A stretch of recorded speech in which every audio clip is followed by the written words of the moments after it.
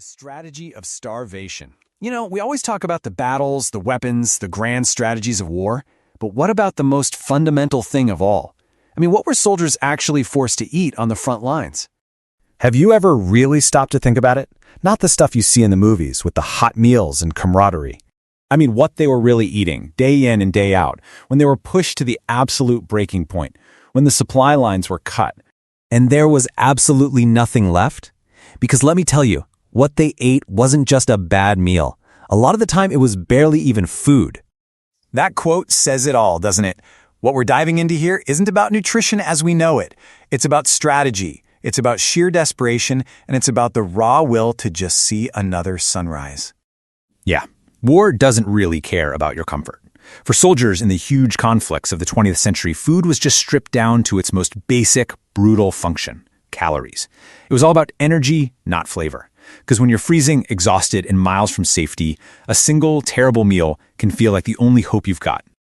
So let's kick off our countdown. We're going to start at the very bottom with a ration that, believe it or not, was never really supposed to be eaten at all. This was the Iron Ration, one of the earliest emergency rations, and it came with a dead serious order. Do not open this unless you have absolutely nothing else. This was the last resort. Opening this thing was basically a signal that your mission had gone completely, horribly wrong. So what was inside this little box of desperation? 3 biscuits so hard that soldiers joked they could break your teeth. They literally had to smash them with the butts of their rifles. 1 slab of incredibly dry, over-salted meat, and a tiny pinch of coffee powder.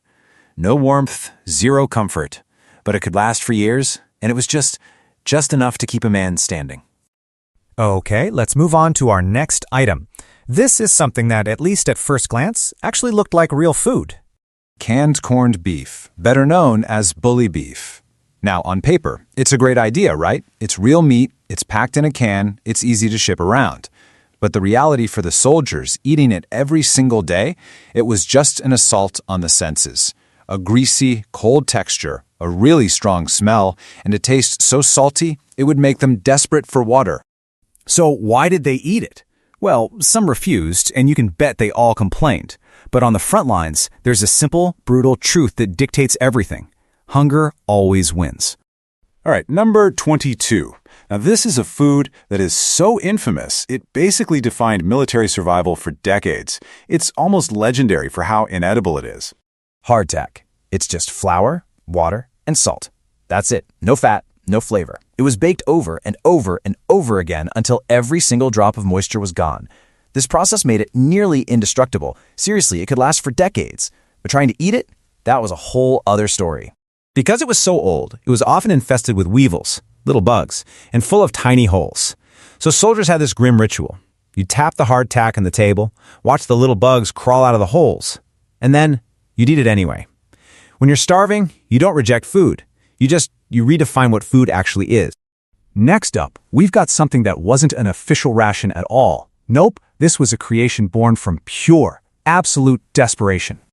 The trench stew. Soldiers would literally just throw whatever they could find into a pot, or even a helmet. Canned meat, old vegetables, scraps of bread, anything. The result was completely unpredictable. Sometimes it was decent, but a lot of the time it was barely edible. But you know what? The taste wasn't the point. Not at all. What mattered was the warmth. When you're in a freezing, muddy trench, surrounded by fear, a moment of warmth doesn't just feel like home, it feels like survival itself. Okay, let's move on to an item that was supposed to be the modern, scientific solution to feeding soldiers on the move. The K-Ration, introduced in World War II, was kind of a marvel of packaging. 1 small box held 3 meals: breakfast, dinner, and supper. It was lightweight, easy to carry, and quick to eat. And at first, soldiers really appreciated the convenience. But a really serious problem started to pop up: ration fatigue. Just imagine eating the exact same processed meat, the same dry biscuits for every single meal. The K-Ration was designed for a few days maybe, but soldiers were forced to live on it for weeks, even months. And that monotony, it wasn't just boring, it was physically and mentally draining.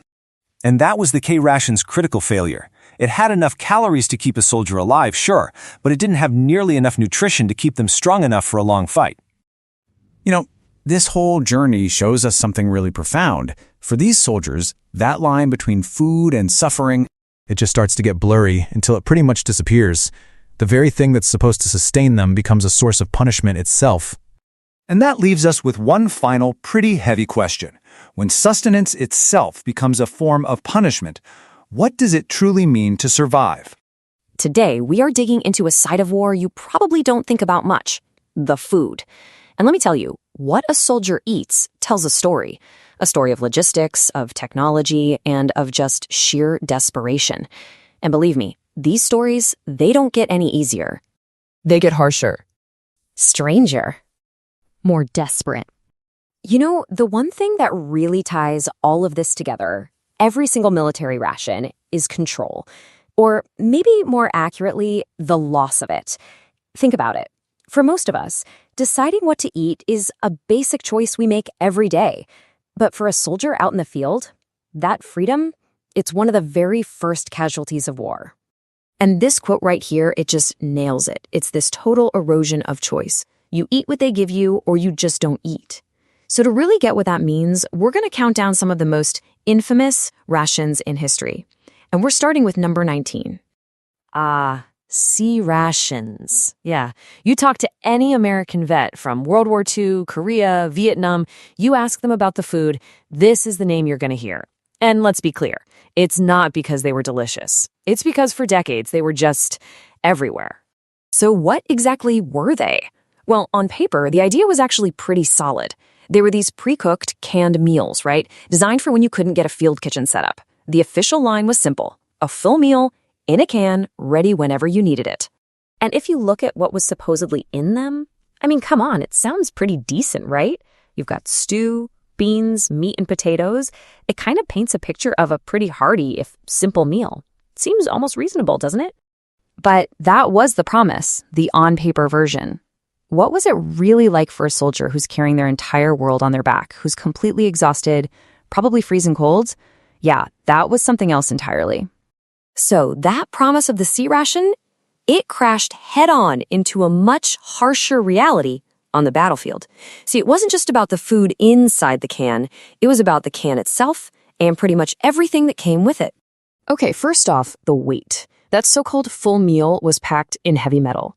Just try to imagine marching for miles and miles with a bunch of these bulky cans clanking around in your pack, adding to an already back-breaking load.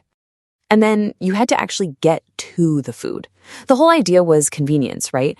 But the reality for a soldier with shaking, frozen hands was this desperate, frustrating struggle just to pry the can open.